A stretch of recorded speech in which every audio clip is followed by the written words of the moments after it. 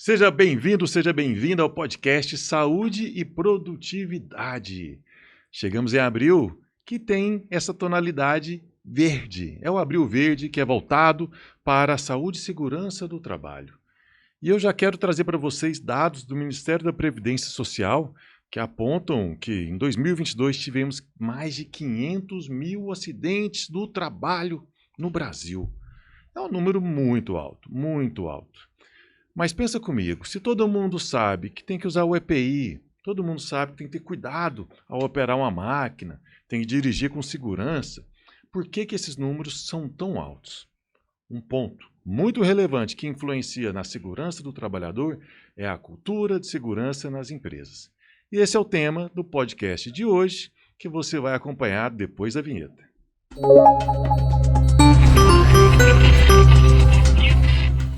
Olá, meu nome é Bruno Godinho e hoje eu estou aqui com dois convidados especiais.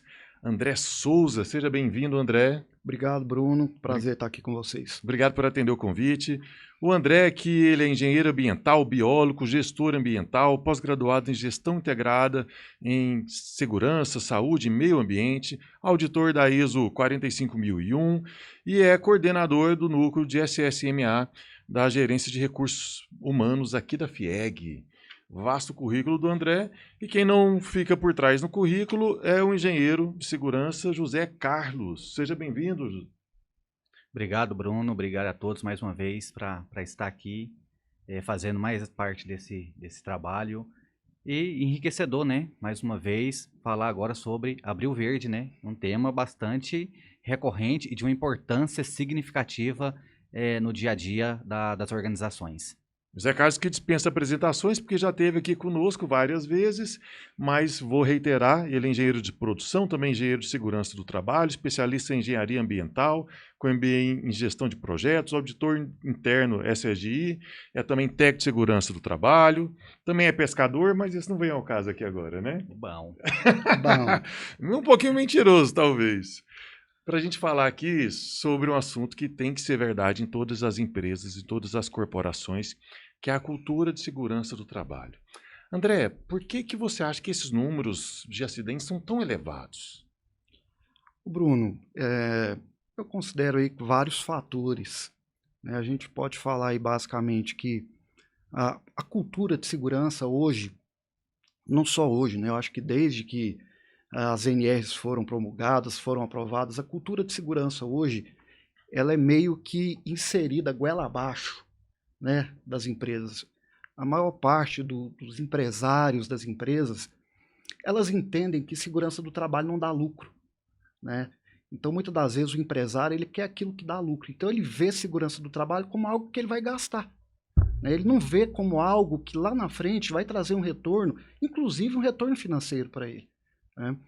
Então, quando você não tem o apoio, né, quando você sente ou quando você entende que a liderança daquela organização não compra a ideia, não adianta, a cultura ela não vai ser bem implementada.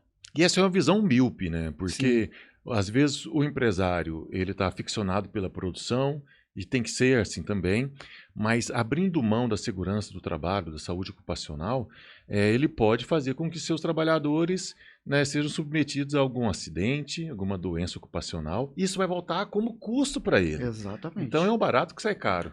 Com certeza, e eles não costumam fazer essa conta, né, Bruno?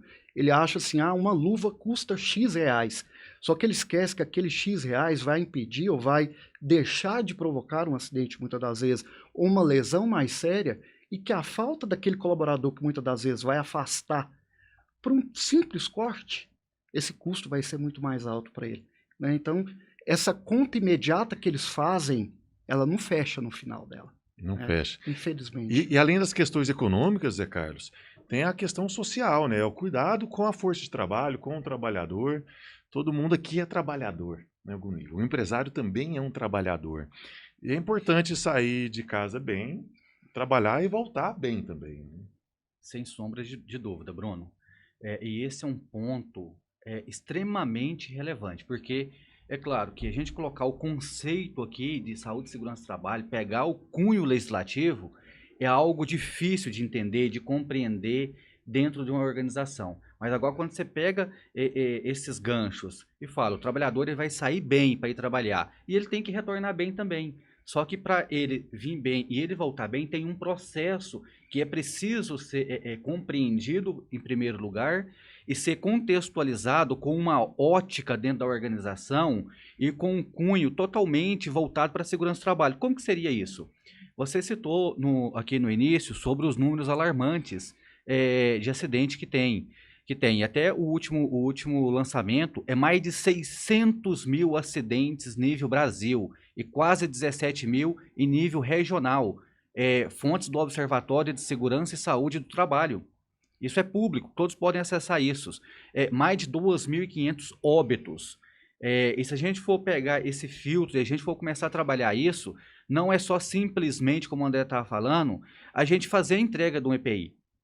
Segurança do trabalho não é ter aquele cunho obrigatório, pelo contrário, a segurança do trabalho ela tem um contexto que nós vamos falar aqui hoje sobre cultura, e cultura a gente não se adquire do dia para a noite. Ele precisa, que nós vamos debater aqui bastante, ele precisa nascer de uma hierarquia e ele vir descendo, não de baixo para cima. Eu vou dar um exemplo para ficar mais entendível. Imagine que dentro da minha casa, Bruno, meus pais, minha mãe e meu pai, começa a brigar um com o outro. E eu ali, uma criança de 3, 5 anos, começo a ver aquilo. Se o meu pai maltrata minha mãe, eu vou estar aprendendo a fazer o que com ela? Eu vou estar aprendendo a fazer aquilo. E da mesma forma, se minha mãe maltrata o meu pai, eu como uma criança que está em fase de aprendizagem, vai começar a absorver aquilo. Então, a partir do momento que a gente não tem que mudar somente aonde está o problema, mas mudar a raiz do problema, que isso que é importante, o empresário vê, vai começar a ter um retorno e um efeito significativo. E não um efeito rebote, como muitos pensam. Por exemplo, eu vou entregar o EPI para o funcionário e acho que está tudo bom. Vai se livrar de uma reclamação trabalhista, de um acidente de trabalho. Primeiramente, que o equipamento de proteção individual, ele não evita o acidente. Ele minimiza, né? As consequências de um acidente. Só isso. O que vai mudar tudo isso é trabalhar o básico. Dentro de um programa chamado PGR, será que aquele funcionário tem ciências e conhecimento do risco que ele está exposto? Será que a empresa faz um treinamento ou faz um treinamento para cumprir a lei? Ou como entregar o EPI? Eu preciso entregar porque eu preciso cumprir a lei. Aí aquilo que vocês dois falaram, desse efeito financeiro que a empresa não tem noção do que ela paga, e às vezes paga até sem saber, e o que não deveria, por falta desse conhecimento, que pode ser revertido dentro de um processo simples. Se o empregador, Bruno e André, tem a sua obrigação, lembra que nós, os trabalhadores, também temos a nossa obrigação. Mas será que o empregador está levando à luz isso para o empregador? E não trabalhar de muitas vezes como muitos profissionais trabalham como poder de polícia. É o que nós vamos estar debatendo aqui hoje sobre isso, Bruno, sobre essa cultura, como implantar, implementar e melhorar tudo isso. Então, antes de falar em como implementar, o que é a cultura? Como que a gente pode conceituar o que é cultura de segurança do trabalho? Então, eu acho que antes de eu responder até essa questão do que é cultura, Bruno, se você me permite falar um pouco, me chama a atenção esse número, né, que inclusive o Zé Carlos reforçou a questão do observatório, a quantidade de acidentes, de ocorrências que a gente teve nos últimos anos. Só que isso é um dado alarmante. Por quê? Porque isso são os números daquilo que foi registrado. Sim. E tem hoje muita subnotificação. Exatamente. E uma coisa que eu aprendi nesses mais de 20 anos nessa área de segurança do trabalho, Bruno, é que eu posso te garantir com toda certeza que mais de 70% das ocorrências não são registradas. André, e esse é um ponto importante que nós temos esse número aqui.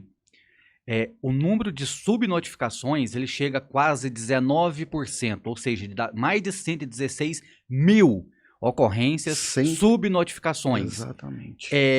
Isso também está disponível no observatório. Fora aqueles que eles escondem, né, Zé Carlos? Acidentes considerados de menor potencial, né? Ah, foi só um corte, ou foi só uma torçãozinha. Não vamos abrir CAT, não vamos comunicar, né?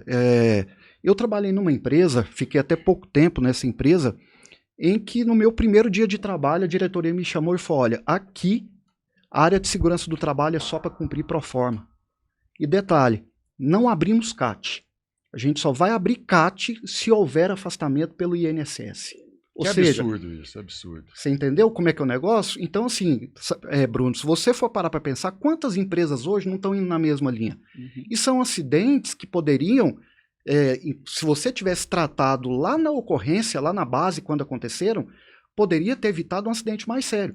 Essa mesma empresa, há pouco tempo atrás, eu fiquei sabendo que houve um acidente em grandes proporções e que era muito parecido com o que aconteceu lá atrás, quando eu tive trabalhando lá 15 anos atrás, que era um acidente pequeno, mas que nunca foi tratado porque a empresa não deixava tratar. Lição aprendida, né? Lição aprendida.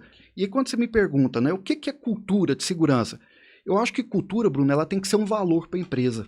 Né? Eu acho que tem que partir do pressuposto de ser um valor. Pegando um pouco do que o Zé Carlos falou, ela não pode ser imposta. Tem que ser algo que flua naturalmente. Então, as pessoas têm que entender que segurança é importante para elas. Desde o auxiliar, do cargo mais baixo que existe na empresa, até o diretor, o presidente, o CEO, o que quer que seja. Né? Uma cultura bem implementada é uma cultura onde o colaborador ele pode chegar com tranquilidade e usar a ferramenta de recusa ao trabalho, que inclusive a própria legislação prevê a recusa ao trabalho, e ele pode usar desse artifício sem medo de ser punido por isso, ou sem medo de ser mandado embora porque se recusou a fazer um trabalho que, em tese, ele estava colocando a vida dele em risco. Então, a cultura tem que ser um valor. Se não for um valor, não adianta. Além disso, André, é importante citar o estágio de maturidade. Muitas empresas, às vezes, têm o desejo, até o profissional, de fazer isso, mas primeiro é importante entender um conceito, qual que é o estágio de maturidade que aquela empresa tem relacionado à SST, a Segurança e Saúde no Trabalho. Porque a gente trabalha com empresas pequenas, médias, empresas grandes, empresas com nível internacional, empresas que têm todo um sistema de gestão implementado, um SGI implementado, um sistema de qualidade, meio ambiente, 45001. E tem outras que não têm esse amadurecimento. Agora, o conhecimento desse estágio, ele é importantíssimo para traçar os objetivos e saber por onde começar. A cultura é o ar da empresa, né? É o oxigênio Sim. que permeia todos os ambientes da empresa. Se a empresa tem uma cultura voltada para o cuidado com o trabalhador, eu me refiro à cultura organizacional, a segurança do trabalho vai estar inserida nesse processo. Com certeza. E a empresa, como você bem disse, é a cara do seu líder. Se a liderança não comprar essa ideia, né, fica mais difícil dos liderados também adquirirem essa consciência. Eles não conseguem, né, Bruno? Hoje, se você parar para pensar, o trabalhador, muitas das vezes, ele tem medo de falar que a minha condição de trabalho é insegura, porque ele sabe que pode ter uma represália. Sim. Né? Então, se não vem de cima para baixo, como você falou, como o Zé Carlos falou, ou seja, o diretor, o supervisor, o coordenador compram a ideia e ele tem a segurança que ele pode, não adianta, né? A cultura ela não vai funcionar, não. Hoje fala-se muito, né, na área de gestão sobre o fit cultural, Sim. né, que é aquele alinhamento entre o posicionamento do colaborador e a cultura da organização. Tem que ter esse fit cultural também. Da organização estar com premissas de segurança do trabalho, de saúde ocupacional, e o colaborador também se engajar em prol disso. As duas partes têm que trabalhar de maneira cooperada. Concordo. Olha só, que isso é importante. Cultura de saúde e segurança do trabalho. Às vezes a empresa não tem nenhuma cultura implantada organizacionalmente. Então, como que a gente vai conseguir falar de um pilar, sendo que a estrutura principal ela não está preparada a isso? Agora, se a empresa já tem essa cultura institucional instalada, ou seja, é mais um pilar que vai fortalecer a ser desenvolvido isso, não como de forma obrigatória. Mas é tijolinho a tijolinho que a gente consegue colocar e a gente consegue trabalhar com cada trabalhador. Ou seja, o que vem de cima começa a ter um reflexo de uma forma muito mais positiva e trazer uma segurança para o trabalhador. Que um dos pontos que você tocou, que é importante, essa parte do feedback, de comunicação, saber se comunicar, como se comunicar, em vez de fazer simplesmente um chamamento, como a segurança do trabalho muitas das vezes já fez, André, e eu já me peguei muitas das vezes nisso, Bruno, de querer ter aquele poder de polícia no chão de fábrica. Isso não vai, isso vai vir um efeito rebote. A partir do momento que começar com coisas pequenas, Bruno, o profissional ter aquela simplicidade, aquela humildade de entender todo o contexto, e se ele vê alguma coisa de errado, é uma pergunta que eu faço. Você acha que o trabalhador está fazendo aquilo de propósito porque ele quer aparecer ou porque ele quer machucar ou lesionar? Com certeza não. Com certeza não. Mas podem ter vários fatores que influenciam aí nesse ponto que você colocou. Um é em imprudência, né? Talvez ele não esteja devidamente ciente das condições de risco que ele está submetido. Outro é a imperícia, talvez ele não tenha todas as condições, capacidades de desenvolver aquilo. Outra talvez seja uma busca por... O quê? Negligência. Uma negligência, uma busca por fazer aquela produção correr num tempo menor.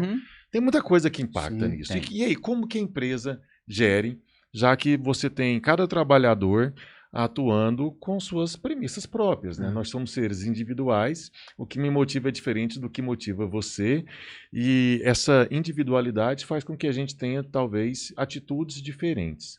Como que o setor de saúde e segurança do trabalho de uma empresa deve gerir esses vários trabalhadores que são tão diferentes entre si? Então, comprometimento. Uma das ferramentas tem que ter um comprometimento com a saúde e segurança. É algo importante que você falou, André. Quando aquilo é imposto demais, é engessado demais, a probabilidade daquilo dar certo, muitas das vezes, é muito pequena. A forma que vai trazer o engajamento da liderança com seus liderados vai ter um efeito muito maior e muito mais rápido. Um exemplo, se eu chego em você para conversar, segurança do trabalho, eu não estou todos os dias e todos os momentos do posto de trabalho. Diferente do seu coordenador e supervisor da linha de produção, que ele está ali todo dia. E a partir do momento que ele fazer segurança do trabalho, que ele ser segurança do trabalho, isso vai ser reflexo para o seu liderado. Porque se a segurança chega, quantas vezes eu fui me deparado com essas indagações? Eu faço, mas meu chefe não faz, meu líder não faz. Liderar pelo exemplo, né, Zé Carlos? Pelo exemplo. E tem um ditado muito. Essa fala, André, de exemplo, ela traz muita gente, mas o exemplo, ela atrai multidão. Aquilo realmente coloca em prática. E como estava falando anteriormente, se o profissional, seja o técnico, o líder, chega para você, Bruno, está fazendo alguma situação, uma, duas vezes, Bruno, você esqueceu novamente de colocar seu óculos de segurança. Talvez você realmente esqueceu. Mas a forma abrupta que eu te abordo, isso é do ser humano. Gera uma aversão. É uma aversão, perfeito. Ele vai trazer uma aversão. Mas a partir do momento que eu chego, Bruno, bom dia, boa tarde, boa noite, o que eu posso te ajudar nas melhorias, na segurança no seu ambiente de trabalho, na sua atividade que você está fazendo agora? A gente provoca o colega a pensar. Se ele talvez não conseguir, a gente consegue dar uma forçadinha. Pô, se a gente melhorar isso, melhorar aquilo. Você vai falar assim, pô, esqueci do óculos. A próxima vez que ele te ver, ele vai já sentir um respeito da forma que você abordou e acolheu ele. Diferente de muitos que vai de maneira abrupta e acaba distanciando mais a segurança do ambiente ocupacional, do trabalho com o trabalhador, que é aonde as coisas devem acontecer. Tem uma abordagem que eu também gosto muito, que leva, como você bem falou, o trabalhador a pensar e refletir sobre seus atos. Muitas vezes na pressa, na correria do dia a dia, na pressão por bater metas, o trabalhador ele se esquece ou acha que é menos relevante ter algum tipo de condição de trabalho. Mas se o seu supervisor, bem como você disse, em vez de chegar lá punindo ou apenas mandando que ele utilize aquela EPI, você fala assim, ô trabalhador, tudo bem? Tudo. Você tem filho, não tem? Tenho.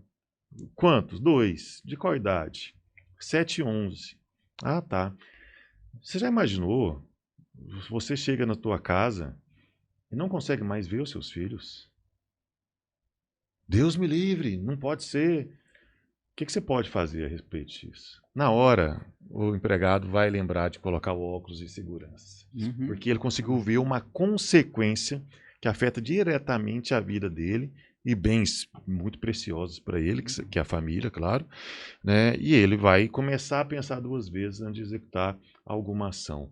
Sensibilização desses caminhos, né, André? Isso que você falou é muito interessante, sabe, Bruno? Eu costumo falar muito para as pessoas que trabalham comigo ou nas escolas onde eu ministro aula, eu costumo falar o seguinte, você tem que falar a linguagem do seu público.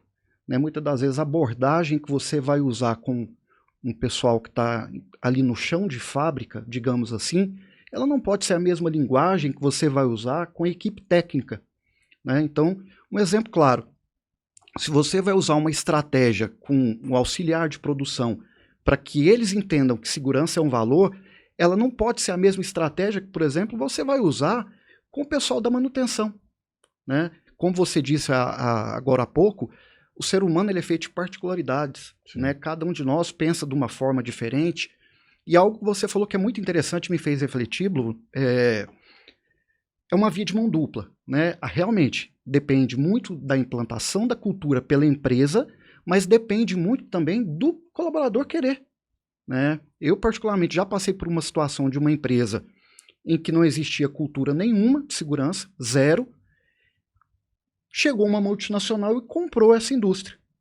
A multinacional, ela chega querendo implantar a cultura dela. Uma cultura de segurança bem implementada, com gestão e tudo mais. Mas, infelizmente, nesse processo, algumas pessoas não se encaixam. Né? Alguns líderes não se encaixaram. Mesmo usando todas as ferramentas disponíveis, tentando sensibilizar, chegou um momento que a própria liderança da empresa entendeu que era impossível mudar aquelas pessoas. Né? Logicamente que a pessoa também tem que entender, a liderança tem que entender que implementação de cultura, Bruno, ela não é do dia para a noite. Correto. Né? E esse é um grande problema que a gente tem e que eu vejo que muitas empresas também desistem no meio do caminho porque acham que do dia para a noite vai sair do patamar de cultura zero para um hoje acidente zero. Acha que é uma palestra, é uma cipate que vai mudar a coisa e não é por aí. Não é por aí, Bruno, sabe? É o que o Zé Carlos falou logo no início das falas dele, não é simplesmente entregar a EPI. Né? Segurança do trabalho, ela tem que ser feita em cima de uma gestão bem concreta, né? Com processos bem claros, definidos, procedimentos bem claros, definidos, pessoas treinadas, pessoas capacitadas, liderança treinada, liderança capacitada. Isso demora, isso leva tempo. Né? E, infelizmente, muitas das vezes a gente não tem esse tempo que a gente precisa. Né? E outra coisa boa para conceituar para os nossos espectadores é quando falamos em treinamento em segurança, falando em cultura organizacional, não é só o treinamento em NR. Não. Aqui a gente fala em comportamento, em atitude.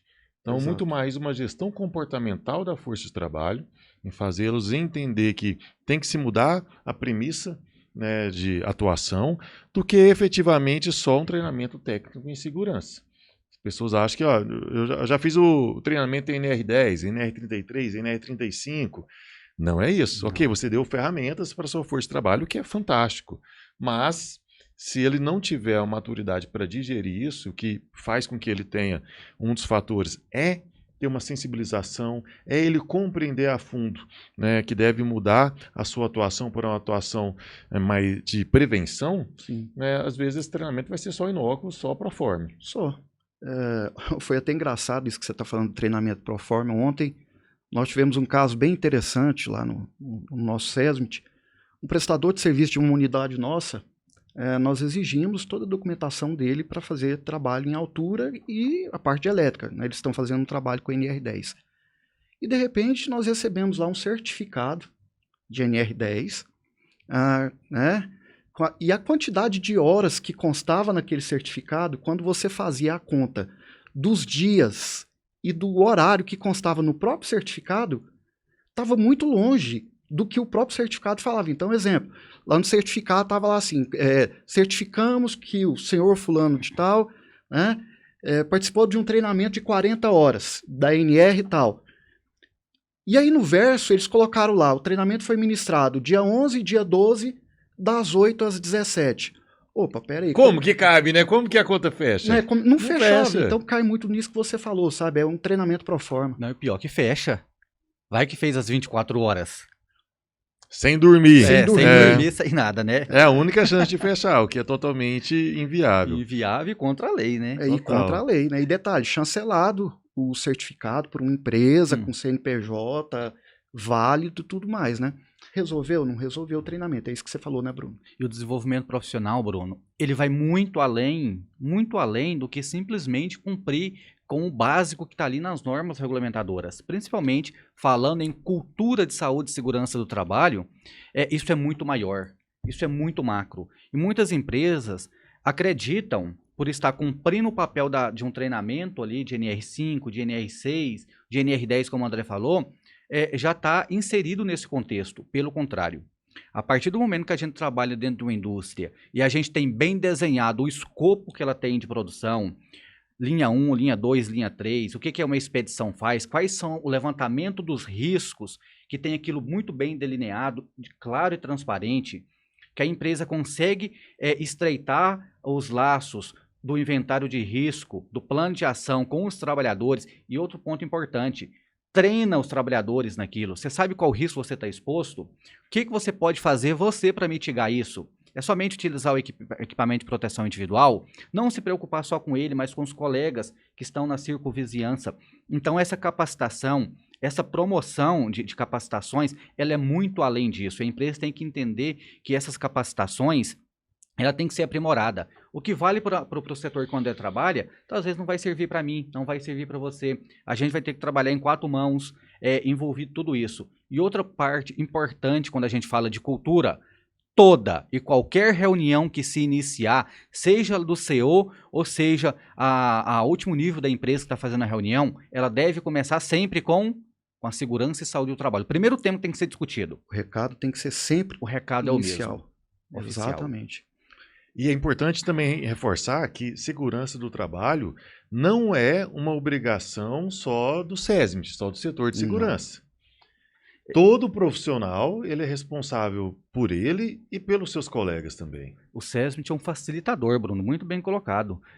As pessoas pensam, principalmente a liderança, acredita que quem vai fazer o papel da segurança é ele que está comandando a linha de produção, é ele que é responsável. A segurança não. A segurança é todo mundo. Ela começa com o CEO, com o diretor da empresa, e ela vai descendo até a última hierarquia da empresa. Só que isso, como que é instituído isso dentro da organização? A organização, será que ela respira segurança do trabalho? Ou ela realmente está pensando no foco produzir? O que não é errado. Nós estamos discutindo isso. Sim. Mas é entender qual que é o objetivo, as clarezas que tem dentro desse meandro, desses papéis. Segurança do trabalho, eu como técnico, como engenheiro, sou um facilitador que vou te apoiar dentro da sua linha de produção. O que pode ser feito, o que pode ser melhorado. Nós estamos conversando a mesma língua? Será que eu estou dando a oportunidade para você conversar com um profissional da segurança para entender quais são os objetivos que pode melhorar naquela linha de produção? E vou além. Quando a gente consegue melhorar isso, a gente tem um ambiente de trabalho mais produtivo, porque a gente promove a saúde e segurança do trabalho e o bem-estar do trabalhador. E com isso, consegue o rendimento da mão de obra aumentar de uma forma significativa e de forma natural, porque aquele ambiente é um ambiente agradável, é um ambiente salubre e não um ambiente insalubre, onde que você vai conversar comigo, você tem que estar gritando no meu pé do meu ouvido, e sem falar que eu já estou com protetor ainda. Como que eu vou ouvir? Eu vou entender essa comunicação de maneira simples, de uma maneira eficaz, assertiva. E eu acho que vale ressaltar também, Zé Carlos, que além de tudo isso que você falou, que seria a parte cultural, existe a parte legal que muitas das vezes, Bruno, essa liderança se esquece. Nem a parte legal às vezes é feita. Nem a parte legal. E aí eu vou até mais além, né? Quando muitas das vezes eu vou pegar a sua fala, que muitas das vezes as empresas entendem que a responsabilidade da segurança é do SESMIT. Vamos imaginar um acidente grave numa empresa com uma fatalidade. Logicamente que vai haver uma investigação, vai haver um processo, mas não é só o técnico que responde por isso. Né? E muitas das vezes eles se esquecem disso. Né? A liderança, o gestor direto daquele colaborador, ele esquece que se aquele colaborador sofre um acidente, legalmente falando, nós não somos o responsável por aquele colaborador. O responsável por ele é o coordenador, é o supervisor, é o gerente, e eles também vão responder. Dono, né? Quem assina, assina a empresa. E eles esquecem desse detalhe. Muitas das vezes a gente também, né, muitas das vezes a gente fala, né? Chega a um ponto que a gente, infelizmente, a gente precisa lembrar eles dessa parte. Fala, olha, não se esqueça, que se esse colaborador vier a óbito, tiver um acidente grave, você também responde criminalmente por isso, pelo fato de você ser um gestor direto dele. Né? Não é o que a gente queria chegar a esse ponto. Né? Logicamente que a gente quer que isso parta de forma natural dele, com relação ao time dele. Mas, né, muitas das vezes a gente precisa relembrar esse ponto um pouquinho, na minha visão, que fica esquecido um pouco. Né? E como muitas das vezes o órgão mais sensível, né, de uma pessoa é o bolso, relembrar também, né, que todas essas custas com o óbito vão para a empresa. né, não só todos os processos que podem ter, né, dos danos físicos e morais, mas também até relacionado à expectativa de vida daquele trabalhador. O desgaste da imagem da empresa também, né, Bruno? Você já Nossa. imaginou um óbito dentro de uma empresa? Quantas empresas a gente já viu, né, que por conta de morte dentro dessa empresa, acabou com o nome da empresa? Aqui em Goiânia mesmo eu conheço no mínimo 3 empresas que fecharam as portas por conta de óbito em acidente de trabalho. A empresa não conseguiu se reerguer mais, né? Então é um conjunto de fatores, né? Segurança é um bom negócio para eles precisam entender isso. Aí, quando a gente fala um bom negócio, é preciso ter uma maturidade, Bruno. Bruno e André, o pessoal que está nos assistindo agora, porque você citou bem no início 3 conceitos sobre negligência, imprudência e imperícia. É claro que o profissional, se eu vou lá, tenho que fazer uma liberação de trabalho, eu simplesmente, da minha sala, eu assino aquela permissão de trabalho e te libero para Dentro do trabalhar sem escritório, né, fazer Zé Carlos? a verificação em loco, eu estou sendo negligente. Sim. Não só com a minha atividade, com a minha profissão, com as minhas responsabilidades, mas colocando em risco de quem vai executar e de outros. Então, pode responder civil e criminalmente por isso, quem está diante de toda essa situação. Só que esse conceito, quando a gente fala em saúde e segurança, Bruno, a gente tem que lembrar em gestão e sustentabilidade, o que muitos não sabem e não fazem colocar na ponta da caneta os custos que a segurança do trabalho tem e quais são os benefícios que isso pode trazer. Aí eu poderia ficar aqui o resto da tarde toda para discutir isso com vocês e de forma contundente para me mostrar no pé da letra como que a gente ia trabalhar isso. É um exemplo simples, o EPI. O EPI, muitas das vezes, por falta de um inventário bem feito de risco, ele entra ali como a segurança do trabalho, muitas das vezes, isso não todos, acredita que colocar o funcionário como um robô, como um Robocop, na linha de produção, né, vai resolver e vai ficar aquela coisa bonita, aquela paisagem ali bonita. Sendo que na hierarquia o EPI ela é a última das atividades controle, né, da hierarquia para ser tratado. Tem outras formas de tratar isso que às vezes elas se esquecem disso e vai com o que é mais fácil. O que é mais fácil? O EPI. Mas o EPI lembra que ele tem custo. Não é entregar uma vez só e pronto, acabou. Ele tem de acordo com o levantamento de risco bem feito, ele tem a periodicidade de troca. Porque senão aquele respirador, aquele filtro, ele pode saturar. Perde o efeito. Perde o efeito. E outro, além de entregar, não é só entregar. Tem um treinamento. Você sabe para que você está recebendo isso? Você sabe da sua obrigação? A minha obrigação é comprar, te entregar, fazer as manutenções direitinho. E você, Bruno, tem que usar aquilo. Isso é responsabilidade sua. E muitas das vezes a empresa não cumpre com parte dessa corrente e um elo se quebra. Se um elo se quebra, está rasgando dinheiro e jogando fora. Porque não vai conseguir comprovar diante de uma ação judicial, trabalhista, uma ação regressiva da Previdência Social quando o cara for aposentar. Não consegue comprovar em juízo se você fez sua parte. Fez sua parte, o elo quebrou, você não consegue comprovar dali para frente. Além de tudo isso, de comprar, entregar, treinar, a norma deixa claro, é a obrigação do empregador exigir o seu uso. Ele não fala o como fazer isso. O como vai partir da sua gestão. Se eu vou conversar 1, 2 vezes com você, se vai dar uma advertência verbal por escrito e até acumular uma justa causa. É claro que isso vai ser acertado com o jurídico.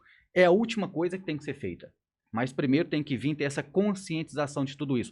A partir do momento que ele não fazer, é claro, da mesma forma que eu tenho a responder por aquilo que a empresa não fez, o empregador também tem a sua responsabilidade de cumprir com as penalidades daquilo. Então, como diz o ditado, é melhor que a mãe antes que a mãe do outro, antes que a minha mãe chore, que a mãe do outro chore. Por exemplo, é melhor tratar no pé da letra muitas coisas, Bruno. Dar um exemplo mais claro. É melhor a gente fazer o que é certo com a saúde e segurança do trabalho do que um funcionário se acidentar e ele sair numa maca, como eu já presenciei dentro da indústria, numa pessoa de 38, 39 anos, ficar paraplégica e com 2 crianças em casa. Isso é muito triste, isso é terrível, uma situação, chegar a um ponto desse. E o pior, chega a um ponto desse e muitas empresas não têm aquilo como lição aprendida. Pelo contrário, acredita-se que aquilo faz parte do roteiro do trabalho. Isso é crime. Eu gosto de falar que só existe uma opção, que é fazer certo, desde a primeira vez. Uhum. Não existe jeitinho com saúde e segurança do trabalho, porque não existe jeitinho com a vida. Não negociamos vida, não jogamos dado com vida. Então não dá para fazer mais ou menos, contratar uma empresa, né, que também Não. faz um trabalho mais ou menos só porque é mais barato, um trabalho proforme. Gente, é a sua vida, é a vida dos seus empregados, é a vida do seu patrão, né? Todo mundo quer, né, gozar bem da sua vida, então não tem jeitinho, tem que fazer certo da primeira vez. Mas que recado vocês poderiam dar para o senhor Astolfo, que ele está, ele tem uma empresa, ele não sabia nada disso e agora ele está também alarmado. Nossa, será que eu estou tendo uma cultura organizacional que prevê segurança do trabalho na minha empresa? A gente já falou muito sobre isso, André, mas qual dica prática a gente pode dar para o empresário hoje para modificar essa cultura, para implementar uma cultura de segurança? Então, eu vou pegar uma fala inicial lá do Zé Carlos, quando ele falou na questão das etapas que as empresas se encontram. Né, tudo que o Zé Carlos falou agora, por último, a questão do EPI e tudo, é claramente essa empresa está na etapa de reatividade, né? Ela age em cima daquilo que acontece. Então, vamos pegar aí o exemplo do seu Astolfo, né, que não tem segurança do trabalho dentro da unidade dele e a partir de agora o seu Astolfo quer implementar segurança. Primeira coisa é procurar um profissional, né, com a bagagem boa, um profissional que realmente queira fazer segurança do trabalho. Quando eu falo uma bagagem boa, não estou querendo falar com muitos anos de experiência, não. Muitas das vezes você tem um profissional que acabou de sair de uma escola técnica e que é altamente gabaritado tecnicamente. Né? Então, a primeira coisa é você ter um profissional altamente gabaritado para que você possa implementar um sistema de gestão na sua empresa. Né? Segundo, não ter pressa. Eu já falei isso antes. Né? Ele não pode ter pressa e achar que o técnico é o salvador da pátria e o técnico vai mudar a vida da empresa dele. O técnico não vai. Terceiro, ele como dono da empresa tem que deixar papéis e responsabilidades muito claras, Bruno. Né? Como a gente falou desde o início, segurança se faz de cima para baixo. Então isso tem que vir lá de cima. O seu Astolfo tem que sentar com toda a diretoria, com toda a gerência e colocar o pingo no i. Falar, olha, a partir de hoje estamos implementando uma cultura de segurança nessa empresa. E segurança aqui dentro é um valor. Então, pegar a sua fala agora, Bruno, nós não negociamos vidas aqui dentro. Com isso, né, ele traz uma maturidade para a área de segurança que, se ele não tiver esse apoio da diretoria, ele não vai conseguir. Então, né, eu falei, profissional, tempo para fazer, dar esse suporte para a área de segurança, né, dar o aval para que a área de segurança faça e, consequentemente, autorizar para que a área de segurança coloque em prática aquilo que a gente precisa fazer. E isso é o mais complicado. Quantas vezes a gente fala, precisamos tirar alguém da linha de produção 10 minutos para fazer um DDS. Bruno, eu já trabalhei muito como técnico de segurança dentro de fábrica. Inclusive, eu e o Zé Carlos já trabalhamos na mesma empresa. É uma luta para você tirar... É um desafio para você tirar as pessoas 10 minutos para fazer um DDS. Então não adianta ter um profissional bom, não adianta você dar a faca e o queijo para o profissional, mas se na hora da prática você não consegue colocar isso. Precisamos de R$100 para comprar um EPI adequado para o colaborador. Não podemos fornecer. Então a gente está perdendo tempo. É aquilo que o Zé Carlos falou. É uma sequência. E que todas essas sequências elas precisam ser muito bem feitas, porque se você quebrar um daqueles elos ali, você perde tudo. É o que o Zé Carlos falou agora mesmo. Você joga todo o dinheiro que você investiu ali no lixo. Tá? Ou você dá o aval para a gente fazer, ou então é melhor não fazer. Algo a mais, além do que o André citou, que você vê como importante para o senhor Astolfo levar para a empresa dele? Bruno, estabelecer objetivos claros e objetivos tangíveis. Saber destinar qual que é o recurso que se quer, deseja implementar, aonde que queira chegar daqui 12 meses, como que vai chegar isso, ou seja, ter um PDCA simples, não precisa inventar a roda. Tendo inicialmente um PGR bem feito, ele vai desencadear num PCMSO bem feito, ele vai desencadear nas consultas e exames bem feito e, digo mais, com redução de custo. Se tem um arroz com feijão bem feito, ele vai dar sustância. Do que ter alguma coisa, tentar fazer tudo de uma vez só e se cair pelas tabelas. A partir do momento que tem um profissional, se busca uma empresa séria, que consiga estabelecer um PGR bem feito, esse PCMSO bem feito, talvez nesse inventário de risco, onde vai trabalhar tudo isso, em vez de ter uma consulta anual, ela pode se transformar em bianual, dependendo do que foi levantado, obviamente, com toda a seriedade. Em vez de ter todo aquele aparato de equipamento de proteção individual, é feito uma contenção, contingência para mitigar aquilo ali. Então, não precisa mais gastar com exames, seria um exame clínico, alguma coisa do tipo. Estou falando aqui de uma forma bem resumida. Ou seja, e tudo isso que eu falei para vocês, começando com o PGR, ele vai ter um efeito cascata, um efeito rebote, que vai refletir em laudo de insalubridade, laudo de periculosidade e aposentadoria especial. E quando a gente fala nisso, tem alíquotas que a empresa está pagando e muitas das vezes não precisava estar pagando. Por quê? O arroz com feijão não foi bem feito, Bruno. Então está pagando ali uma alíquota de 6%, 9% ou 12%, para custear uma aposentadoria especial, e lembrando que a empresa já está utilizando isso como autodeclaração para o E-Social, dentro dos eventos 2210, 2220 e 2240. E às vezes a empresa vai pensar que está camuflando isso e não vai estar. Facilmente, os órgãos do governo, Ministério Público, Auditor Fiscal do Trabalho, vai conseguir pegar essas informações que a próprio empregador está autodeclarando. Ou seja, é um barato que pode sair muito caro e perdurar enquanto a empresa existir.